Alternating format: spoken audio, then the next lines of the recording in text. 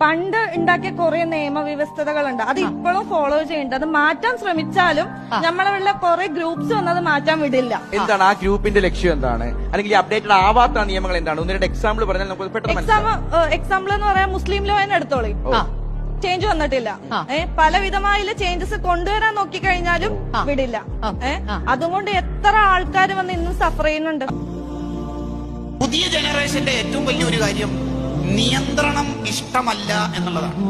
എന്നെ ആരും കൺട്രോൾ ചെയ്യേണ്ടതില്ല. ആർക്കും ഇഷ്ടമല്ലാത്തതാണ് മനുഷ്യന് പൊതുവെ നിയന്ത്രണം. ഡയബറ്റിക് ആയ ഒരാളോട് ഡോക്ടർ പറഞ്ഞു പഞ്ചസാര കഴിച്ചോളി, ആ ഡോക്ടറോട് വലിയ ഇഷ്ടമായിരിക്കും. കാരണം നിയന്ത്രണം ഒഴിവാക്കി തരുന്ന ഒരാളെ എങ്ങനെ ഇഷ്ടപ്പെടാതിരിക്കുക? അതുകൊണ്ടാണ് ലിബറലിസത്തോട് കൂടുതൽ ആൾക്കാർ അടുത്തോണ്ടിരിക്കുന്നത്. ഉറക്കം സുഖമാണ്, ഉറക്കത്തെ കെടുത്തുന്ന ഒന്നും ആർക്കും ഇഷ്ടമല്ല. എന്നിട്ടും പോളും രാജനും അജീവും ജോസഫും ഷെഫീഖും റഫീഖുമെല്ലാം അലാറം വെക്കുന്നു. എന്തിന്? ഉറക്കമെന്ന സുഖത്തെ കെടുത്തിക്കളയുന്ന നിയന്ത്രണം ഇല്ലെങ്കിൽ എന്റെ എക്സാമിന് ഞാൻ പോകാതെ ഉറങ്ങിപ്പോവും. അപ്പൊ നിയന്ത്രണം വേണ്ടേ? വേണം.